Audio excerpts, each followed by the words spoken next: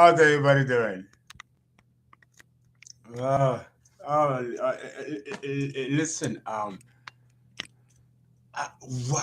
what can I say? Um, Another download, and I was ready to continue my quiet assignment. 1 second. 1 second. Simon, where is that? Because I'm coming, right? Be quiet.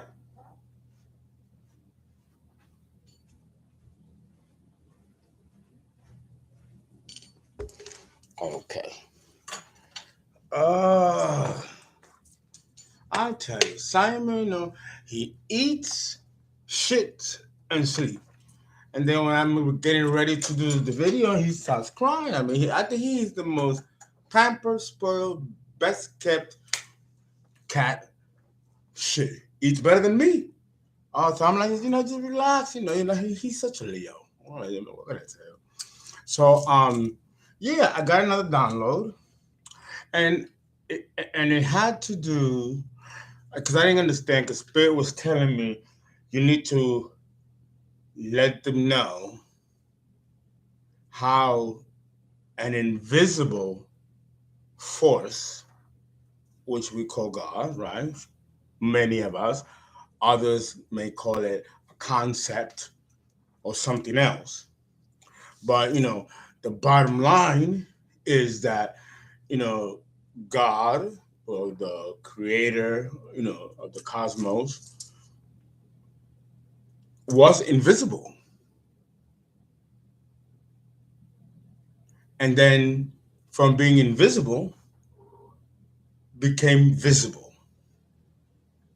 And a lot of people are confused. Well, okay, how could something invisible create visible things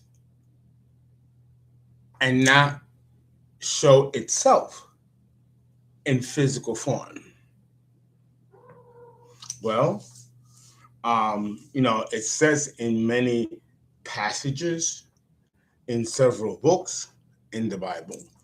I believe Corinthians is one book, or Genesis. Not Genesis. I don't think so. Maybe Leviticus and maybe the other Old Testament books, where he said that if you see God, you will surely die. And that's just to look at the man or it, whatever it is.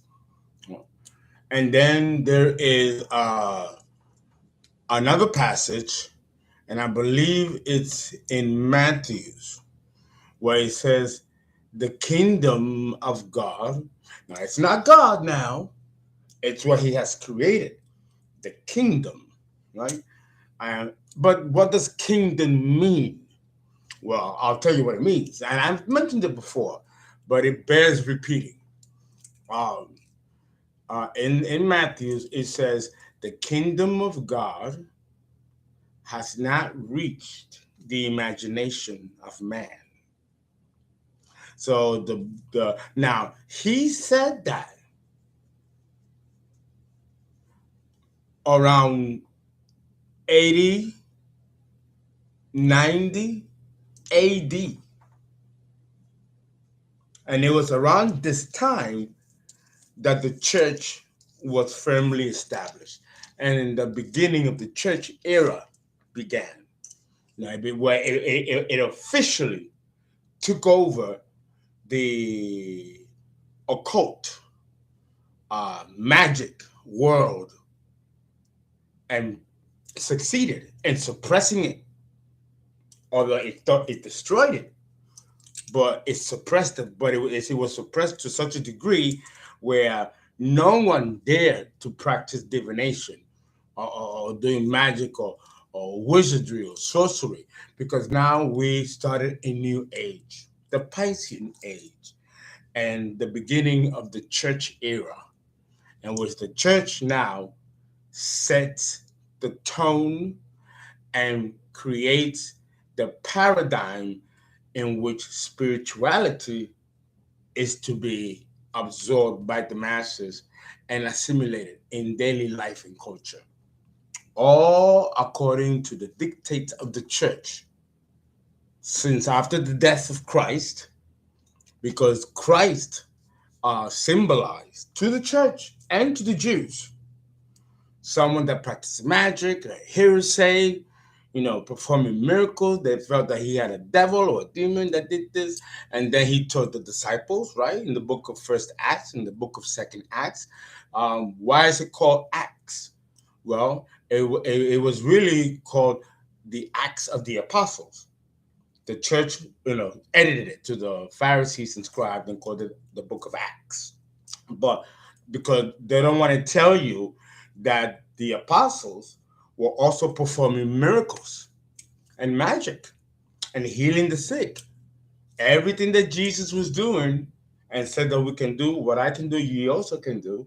Remember, he will always say that repeatedly in the book of Matthew. Okay? And he taught the disciples how to be like him. And the entire first book of Acts and the second book of Acts gives details of all the miracles and magic that the apostles were doing right along with Jesus, who taught them. This is going to take away attention from the church and is going to take the authority that it was trying to obtain and allow people to have be swayed by different belief systems, because just because you're a magician or a wizard doesn't mean that you adhere to a particular belief system. Now, there was no belief system in spirituality. That was something that was unheard of, and Jesus was the one that brought that concept.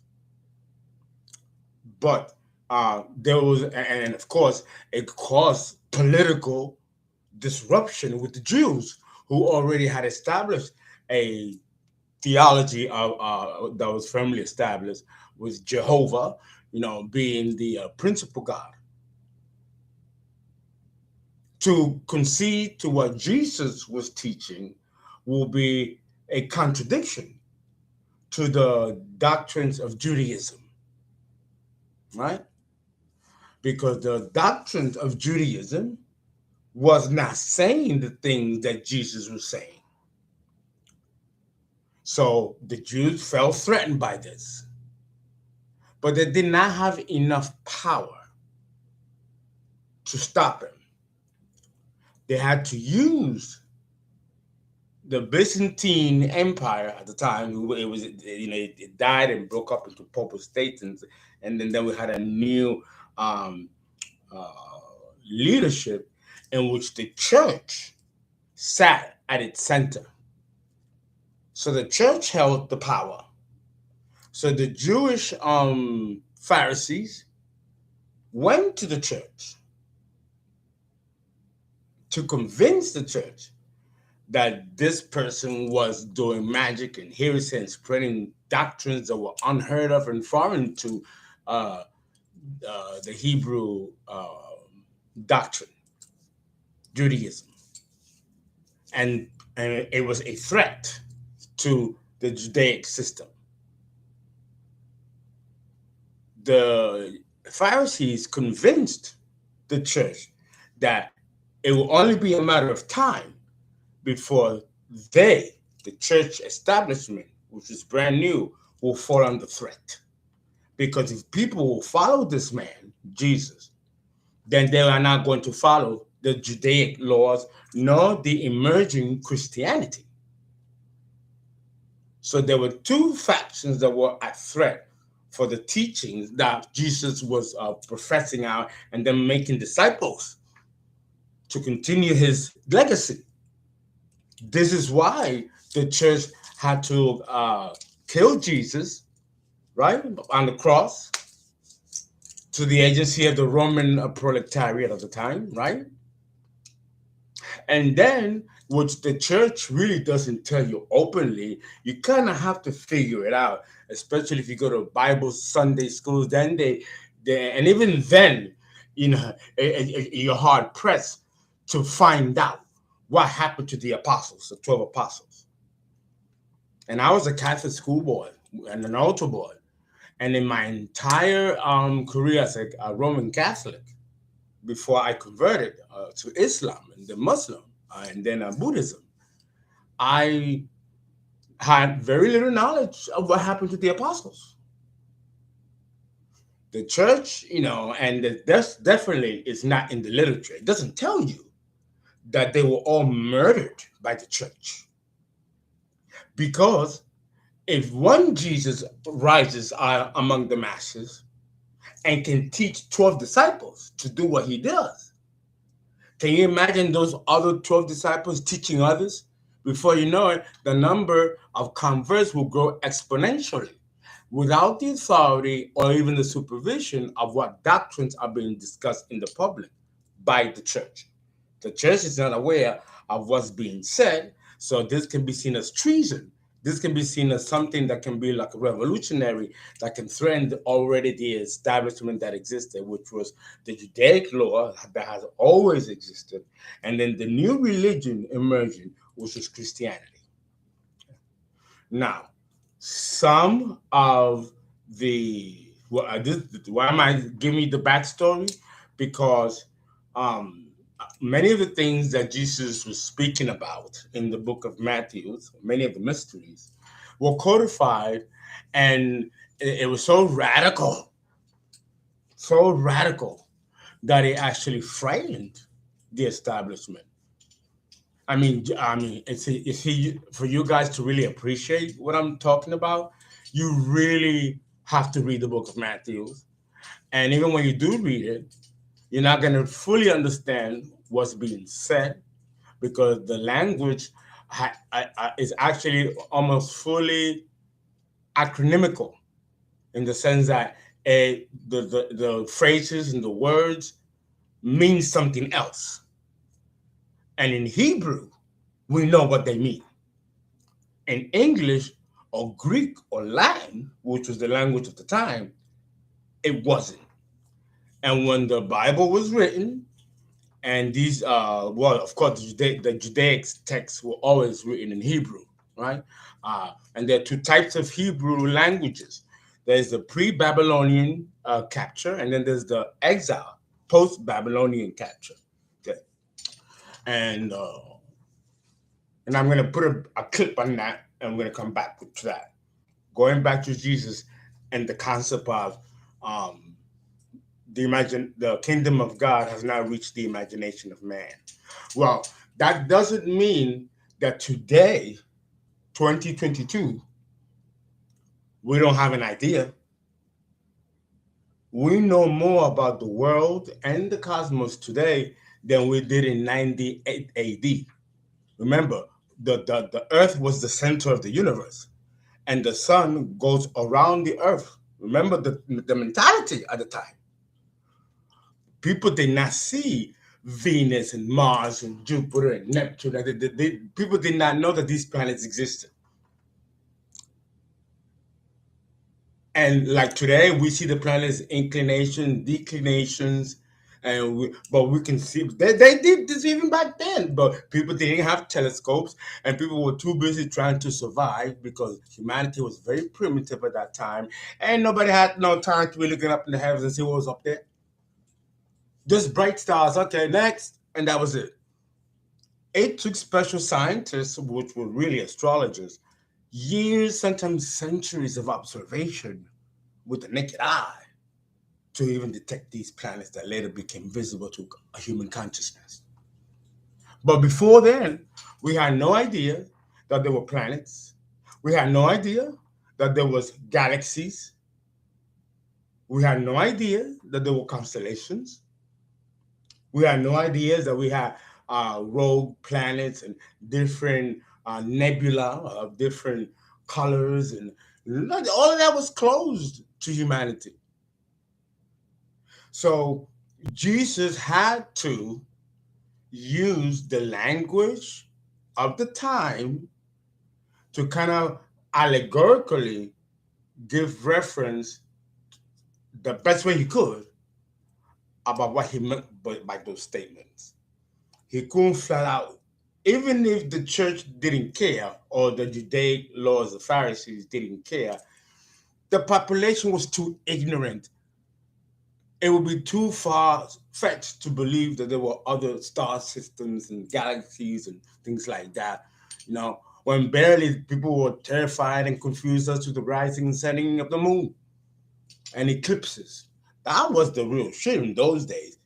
Lunar eclipses and solar eclipses, because they affected crops, vegetation, the weather, something that affected their lives. But aside from that, it was something that was of complete ignorance in the sense of knowledge of these other miracles of the cosmos and of our own planet. So I'll give you an example of one phrase, because I know I mentioned it before, where Jesus, I think he tells Peter, he goes, in the kingdom of God, there are many mansions. Well, the kingdom means the Milky Way galaxies. These are kingdoms. And then when Jesus says, in my Father's kingdom, there are many mansions. Do you know what the mansions are? Each particular star system in our Milky Way galaxy is what's being referenced as the mansions. And the kingdom is the Milky Way galaxy. The Milky Way galaxy is the kingdom, and all the billions and trillions of stars in our Milky Way galaxy represent the mansions. That's the code. That's how Jesus spoke to the regular people that were ignorant and had no concept or idea of anything. This is how he was able to make them imagine something greater than where they were at.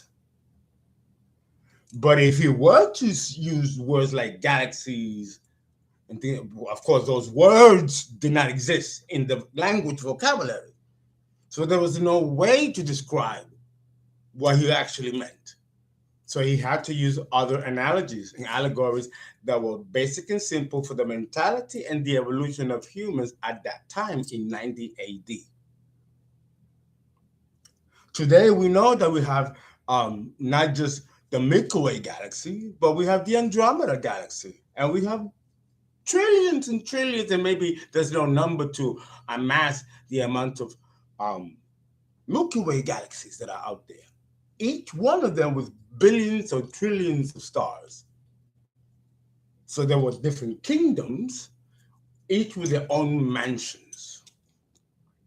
So that's one example of how Jesus codified what he meant by using basic language that fit the ego's awareness at the time.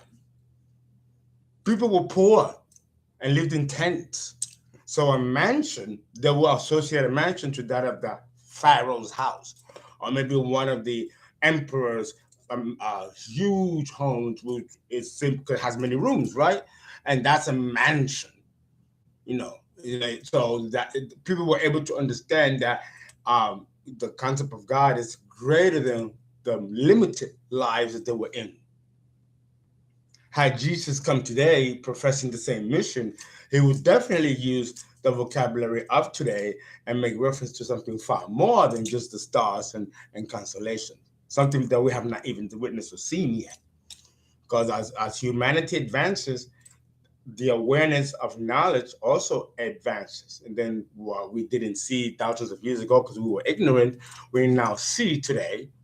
And what we don't see today, because we're still ignorant, we're still evolving, we cannot see ahead of our own consciousness. So if we use 5% of our brain back in AD, 90 AD, now we're using 10%. There's still a whole 90% of mystery of God and the cosmos that we still don't know, but we're heading that direction. So in order to interpret some of these miracles, we have to, again, I'm going to sound like a broken record, antiquate the language, the style, the period, and the people and those who wrote it, and what type of intelligence or awareness was available at that time in humanity's history. Now, excuse me.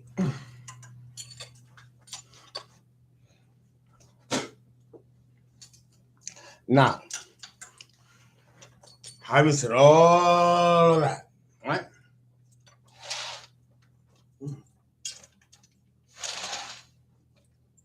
Having said all of that, it brings me to the code. I was told that you guys should learn the Hebrew alphabet. I studied the Hebrew alphabet when I was like maybe 25, 26 is when I started to study the Hebrew alphabet. It's quite a fascinating alphabet. It's quite a fascinating structure. And even the way it's written is mysterious.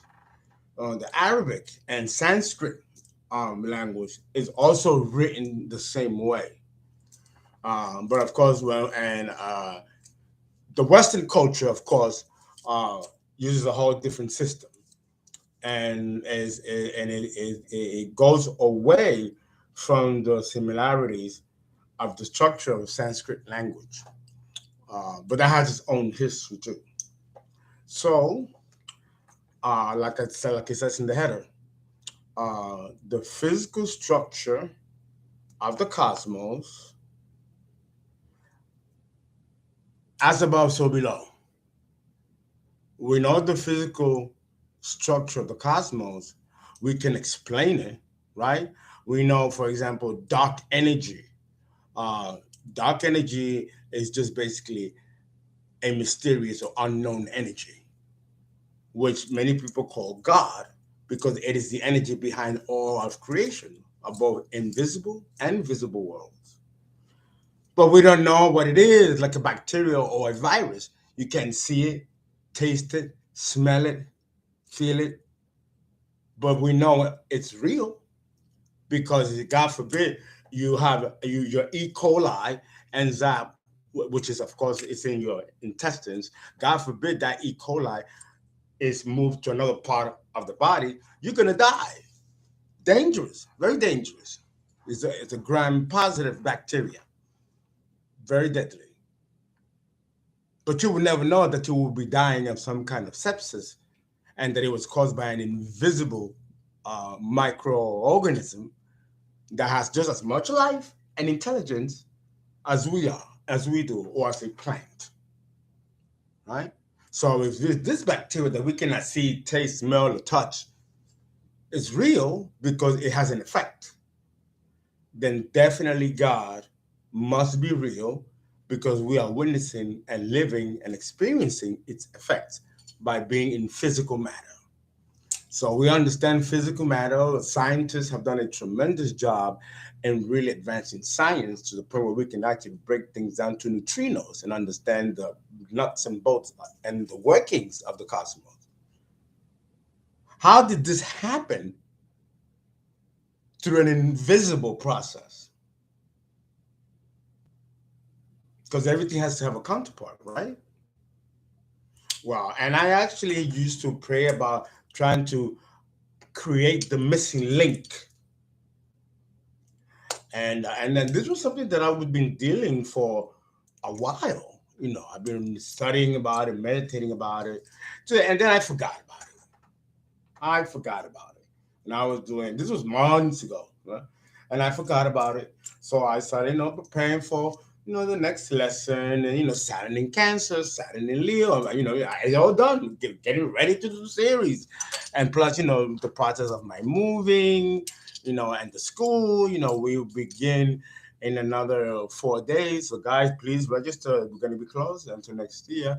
Go to my description box below, and you can put the money in Cash App on Zelle. It's $1,000 registration that covers you for an entire 4 months, and then you pay $206 a month for the monthly payments after that.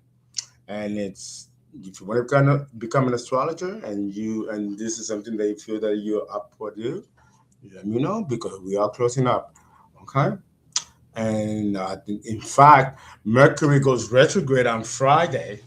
So tomorrow will be the last day for registration, and everything you need to know about the school and the price and all that is in the website, thepeoplesastrology.com. The header is the New School of Alexandria, and everything is detailed and broken down. It's very affordable, and it's a 3 year certificate degree program. Okay, and when you graduate, you can decide to work for us, because we have tons of clients and very few astrologers. So you do very well here, or you can as an independent contractor, or you can branch out and do your own thing, or do both. But it will be great because we do need more astrologers. So that will be great. And that's so I'm putting that together and putting the curriculum together and putting things in order. And then myself in the process of moving, I'm supposed to be moving on Friday to my new place. I still got to get another $2,000 and pay the hotel bill here. It's been crazy expensive.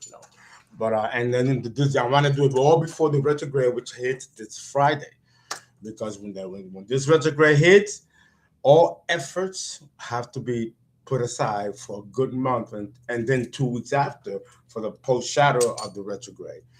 So it'll be like a very sluggish, dragging month. I already feel it.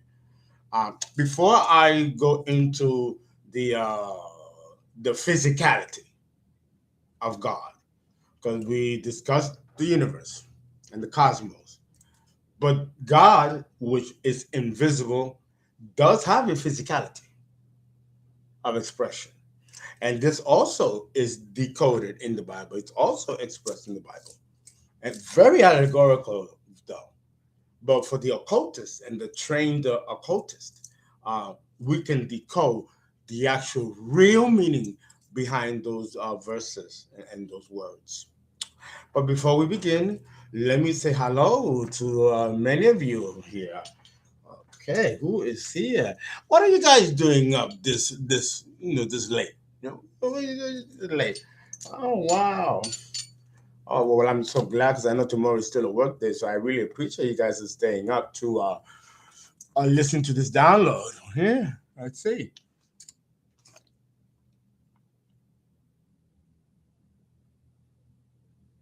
Let's see who's here. Let's see who's here. Yay, yay, yay, yay. Okay, I'm bringing it all the way to the top. We got Mason G. How are you, Mason G? Mr. Mando 369. Good morning. Natalie Seji. How you doing? Joshua Sarat. How are you? Yes, your fellow Aries Moon, Karina Arias. Yes. How are you, Rafael, the protagonist? Good morning. Henrik Lutz. Real, the protagonist. Zay Banks. Tegan Carney. Sabrina, the Pisces. How are you? Good morning. What time is it? Oh my God, it's 4:04 in the morning here in Houston. Who else is it? Oh, it went too far. It went too far up. Too far up. Okay, is this the way to invoke the name of Jesus or Yeshua? No, you just have a conversation with him and he appears. Where it says, when you mention my name and there's two, I will be there. The third.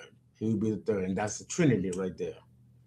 Amo, the culture, how are you? PA Cash, how are you? True Life Lessons, good morning. Didmos. Felicia Ram. Trey, Demir Beauty. Anna Stein. WRJ.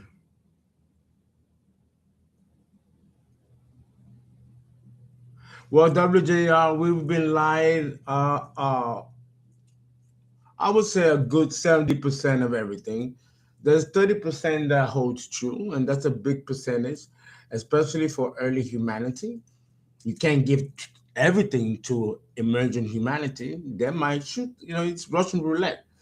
As man evolves, more information is given to him. But it has to be given. That's the one thing that I will admit that I do like. I do respect that about the church. Even though the church knows all mysteries and all secrets, it does give some of it out, and it gives it out in accordance to the level of knowledge and evolution of its population per century or period. So I do like that they do that. They don't give you everything all at once and you are still a sheep. The bigger juicy part of knowledge that is not open to the consensus and the herd mentality is open to the initiate, who in his evolution of the soul is moving away from the herd mentality and entering into individuation, which is the first step towards initiation, and leaving the herd mentality behind and entering the road towards godity. Okay? So, and that requires training, preparation, and these mysteries and knowledge is given in increments according to the evolution of the person and their training in the occult. So, it is a fail-safe mechanism to have these parameters in place. And because of this reason is why we have secret societies, just in case, because you see, the only ruling power was the church, and the church was also part of government until it separated centuries later. But in the meantime, the church was the boss, and there was no checks and balance. Nothing stopped the church from doing what it was doing. And because the church had no policing, because it ordained itself as the representation of God on earth, who's going to challenge that? Who's going to question that? Especially in those days. So the church got away with being the only bully or honcho on the block until the secret societies emerged. And a reason why they became in existence is so that they can put the church in check in case she will run out of control in her tyranny and censorship of sacred material. And we know, if you study your history from high school, the church was involved with many, many, many, many bloody wars, all in the name of Christianity. And it was to suppress these uh, special brotherhoods that held the mysteries and felt that they should be given to the public in a form of initiation. Because if it was left up to the church, no one would be initiated. There'd be no pathway to evolve because the church put a complete stop to it. And that made it necessary for the secret societies to emerge and to counter these acts of the church to bring some kind of balance to the situation. And that's why we have secret societies today. And they have different kinds and classes, and they serve different purposes. But one thing that makes them all common is that they all have access to this sacred knowledge. Now, what do they do with it when they get it? That's a whole different story.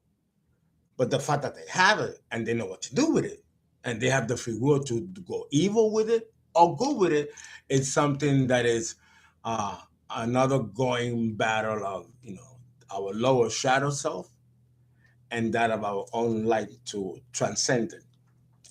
So again, Shambhala and Agartha, and the battle still continues. So hopefully there will be a some kind of I don't know. So I think the church doesn't want to continue, or that's what they say, fighting and denying things. Like I told you in the last video, the church for centuries, fought you down, argued you down, telling you that there were no such things as extraterrestrials. And in 2008, the church, the Vatican, made world history when they announced to the public, and it was televised, that there is the existence of extraterrestrials and that there is potential for other forms of life, and that the earth has been visited by these beings in the past. The Pope said that, and very casually too, because the church era is over. It's over, and now another system will take its place. But the church and the concept of the church is not going to be thrown away and forgotten initially or right away. There may be a synthesis of the church's doctrines and philosophies that's usable, not the bullshit, but what's usable. And it can be merged or fused with the new concept of ideology of what that will be in the Aquarian age. The same God that has been going throughout the wheel of the cosmos turning, well, what face is it going to have in the Aquarian age? It had the face of Jesus of Nazareth in the Piscean age. And in the Aryan age, it was I am that I am, Yahweh, which it's a Jehovah or Saturn, as he's called in Greek. And in the Aquarian age, what will it be? What name will it be? And what symbol are we going to use to represent this new concept or face of the same God? Are we going to have crosses? We're not going to have crosses in the Aquarian age. The cross belongs to the Piscean age. And that age and world and its doctrines and philosophies will die along with the age. And human beings that are going to be born in the next decades and even hundreds of years to come are going to look at the cross and go, what the hell is this? And it'll be just an ancient relic like the pentagram, which one day was the pentacle to have on your neck, until the Christ came and it was replaced by the Christ. Now that that concept is gone or on its way out, what will be the face of the new incoming God, which is really the same God in just different faces, right? And these are very powerful questions. Will it be the urn of Aquarius with the water coming out of it, like the water bear? Is that going to be the new symbol for the God? I mean, these are compelling questions, What do you think? Let's find out from the chat some of your opinions. I want to hear it. Let's go ahead. Go ahead. Anybody, I mean, this is my way of participating in the chat. I just don't want to be talking like a lecture. I want to include you guys in and see if you guys, have thought about it. Thank you. Thank you, Trey Demir. WRJ, if we were taught natural law, universal law from day one, things will be different. And things will be different, but that's such a generic term. It will be different, but in what way? Will it be different in a bad way? Will it be different in a good way? Natural law and universal law, would the people in those days be able to understand what that is? Does natural law as a definition mean the same thing in 90 AD? You have to think about that. Will humanity in 90 AD be ready to accept these natural laws and concepts? Or is it now that we are ready, since we know more, and as we know more, we evolve more, we're able to have more responsibilities with certain truths? But do you think that to teach a raw like that to very young humanity will help humanity evolve? It might actually do the opposite. What do you think?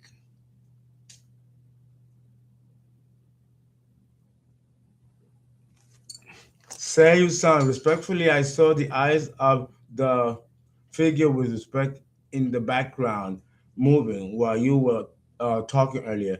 I do not know the appropriate name. All due respect. Well, those were probably my archons or my angels that are giving me the knowledge as I speak it to you. Like I said, I'm a shaman, right? We are vessels, and you're not the first one to to see them. That says a lot about you. You're very special for you to have eyes to see them. And a lot of you have your own gifts too. And the mere fact that you're on this channel and talking to me at this morning is in a testament that your soul is speaking to you, and it's allowing you to be receptive to what you're hearing and absorbing, because this is also going to nourish you too. It might be a seed which might sprout later down the road in very positive ways. So I'm glad that a lot of you are connecting to your gifts, and not being afraid to connect to your gifts, because this is these are beings that are there to help us evolve. It's in the book of First John, and God appointed angels to take charge over thee.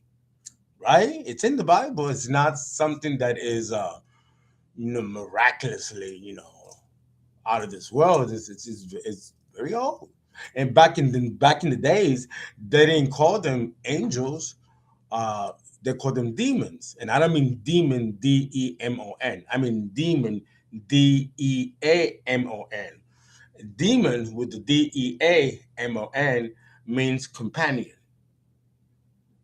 While demon DEMON means the symbolism ascribed to it by the church. An evil presence in red with a pitchfork and horns and a tail, something that nascent humanity might be able to be afraid of, and therefore, because it was based on fear to make people afraid, and have them not touch occult material or knowledge, and stick to the dictates of the church, you know. But these are companions, guides that you are born with, and they are there to help you in whatever capacity the Creator saw fit for them to be in your life. To protect your life, to protect your health, to protect your money, your wealth, or to give you advanced or sacred knowledge. You know, Jesus also had beings that walked right along with him, and they sat on his head. Buddhas. He had Buddhas, ascended masters that will give him this type of knowledge and instruct him as to how to deliver the knowledge too.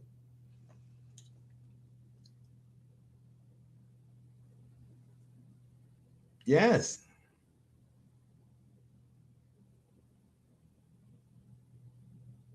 Well, also there are some scary beings, but it's nothing compared to what. Well, well, the church simplifies it. I think a red man with a dark mustache, who's like a Don Juan, with the horns and a tail and a pitchfork. It's a little ridiculous to me. I have not. I've yet to see an archon that looks like that. No, and or even wings like angels. No, that is not real, but it has become real because, like, I remember the Piscean age. If you are indoctrinated with a particular belief system, over time you're going to believe it, and by you believing it, you make it real. So if you're talking about 10 billion people being indoctrinated to have a particular belief, and they buy into it. Do you know how much energy that is? 10 billion people believing in a devil with horns and a pitchfork and a tail, and an angel with wings and a halo. That you can actually see a halo, you know what I mean? So, and you're taught this since childhood because you got to go to Sunday school. And you're indoctrinated as a child. And since the church is in charge of all the other denominational churches, they ascribe the same concept to be taught to the masses. So then, over centuries, and then painting murals of angels and demons in those kind of symbolism that the church has imposed, over time, you're going to believe it. And it becomes real. Like heaven and hell, like Dante's Inferno, you know? I believe with many intellectualists and occultists that there is no such thing as a hell. Hell is a concept. It's a purgatory state, but it doesn't have to be in the way that the church describes it. That it is a hell. That is it's funny because we do have realms in the cosmos and the invisible interdimensional worlds that have places that resemble something like a hell. like Haiti.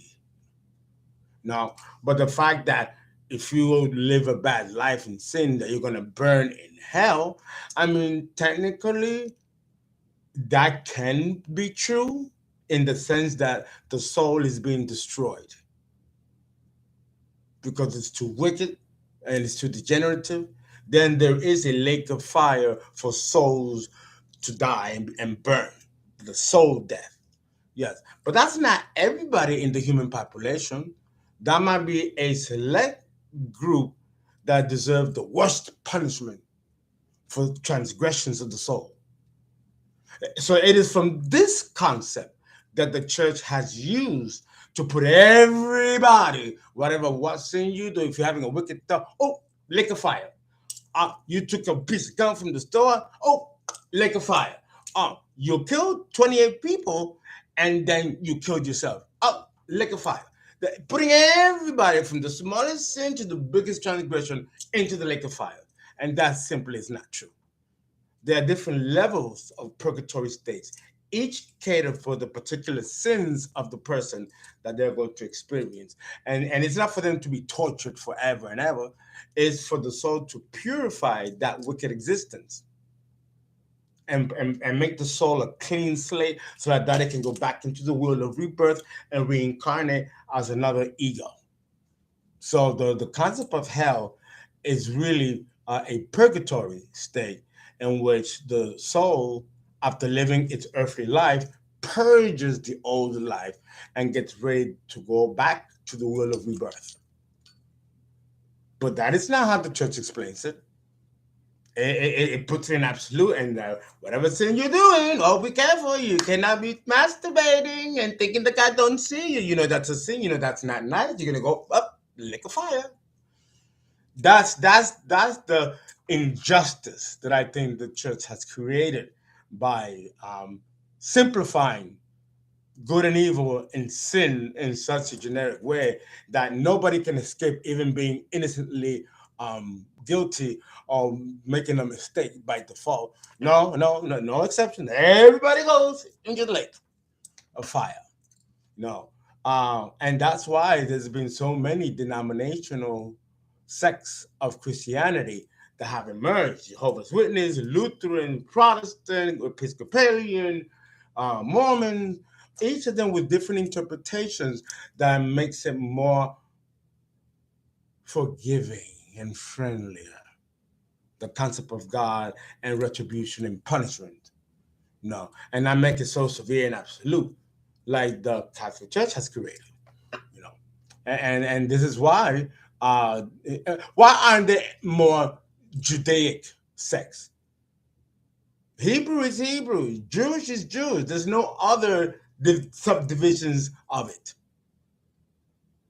Because what they have works, and it is a realistic, and it meets the general consensus in which all people of the Jewish faith live in, follow, and are rewarded accordingly. And it's a trustworthy path as defined by the rabbis of Judaism. You don't have that with the Catholic Church, because after the Lutheran period, they started fighting each other. No, you mean this? This is what you mean. No, that's what I mean. Oh, no, you got to drink the blood. So you got to drink wine. Oh, no, we're not going to do wine. Jesus didn't drink. Not true. He did. But, oh, no, he didn't drink. So we cannot use wine. No. So then they break away and they become Lutherans. And they don't use wine. They use grape. You know, that little difference created a whole different division.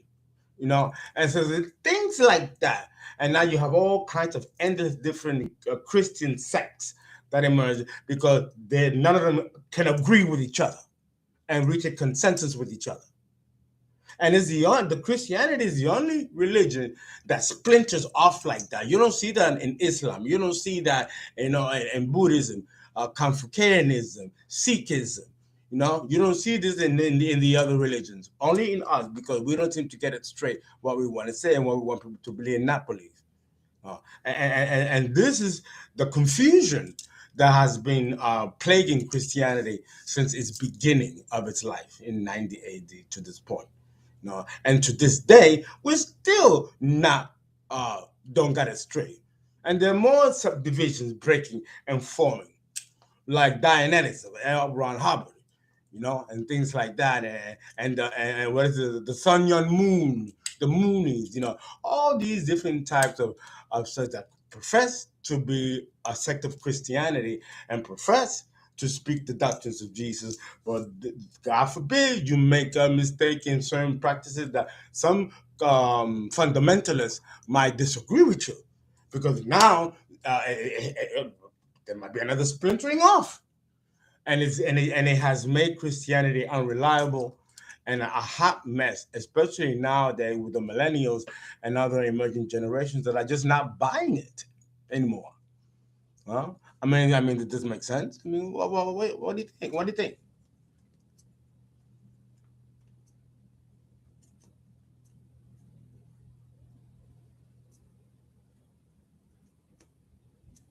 Yes, thank you. That they use fear. Yes, Nargis Alain, how are you? Welcome, Pascal.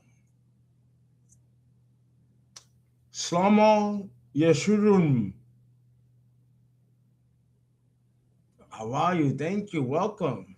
And Martina Kranka.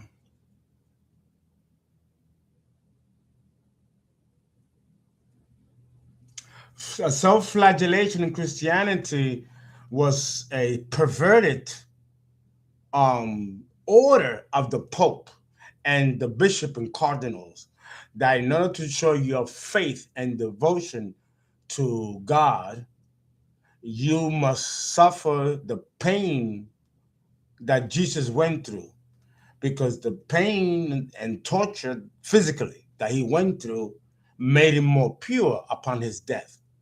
So the more you mutilate yourself and hurt yourself, the closer you get to God, which is completely sadistic, because it wasn't Jesus' choice to be mutilated and to be tortured. That came at the hands of the Pharisees of the Jews and the Roman Empire at the time. They decided to inflict him this way. It wasn't his choice. So for the church to turn it around and demand this devotion from his people by reenacting the suffrages of Jesus is a sadomasochistic setup. So now are you guilty and are to live in fear, but now you are to mutilate your own body because you're sinful already at birth. So now let's now afflict the body too. And that's another way to keep people broken and keep people under submission. So if you break the will, which is the spirit, and then break the body down, there's nothing left to you to fight. And this was all about control. This was all about control. So self-flagellation is something that was created by the clergy. It was nothing that was ordained or sanctioned by Jesus. Jesus was victimized. This is Marquis de Sade. He didn't decide to be a masochist and take pain and inflict and then being nailed to the cross and a sadistic shit. They thought he committed treason and he was punished, because when you put someone on the cross in those days, that was our version of the electric chair. That was capital punishment. That's another thing that people don't understand about the cross. The cross is not a symbol of sacredness and grace before the crucifixion. It was for criminals and robbers, but they considered Jesus to be a robber and a criminal for treason. No different than someone who stole a piece of bread and got his hands cut off in those days for stealing, or killed someone and they hung him on the cross. So he was put in the category with murderers, rapists, all that, and therefore he is to die miserably and shamefully, like a thief, a beggar, and a rapist. But worse than a thief, a rapist, and a murderer is someone that commits treason against the church. The church will burn you at the stake or take delight in torturing you to death just the mere fact that you dare go against the church and present your own philosophy and laws. That would shit. You'd rather be a killer or a murderer or a rapist before you can caught on the street saying that the God is everywhere and infinite, and no, the church is not the absolute sovereignty of God on earth. That there are other representations. You couldn't even talk about other religions because they were seen as savages. Again, everything has to fit according to the political atmosphere of the time and who was the ruling culture at the time and who set the parameters and who set the laws and the enforcement to follow them.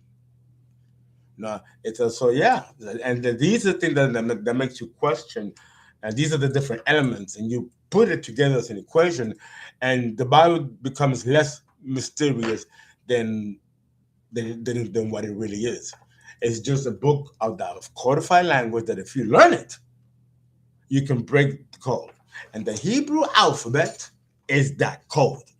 And I will explain to you the actual physicality of God in this language. But we did reach an hour. I wanted to say so much and begin, but we got that hour. So we're gonna have to go in the morning and go into details. Otherwise, it will be 2 hours. Guys, please donate. Please give, call for a birth chart or tarot reading anytime.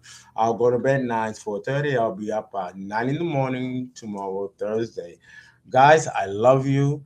Uh, Always excited to talk to you and do these videos. Forgive me that I haven't been doing them daily consistently, but I'm in the middle of major transitions and I'm playing catch up before the retrograde.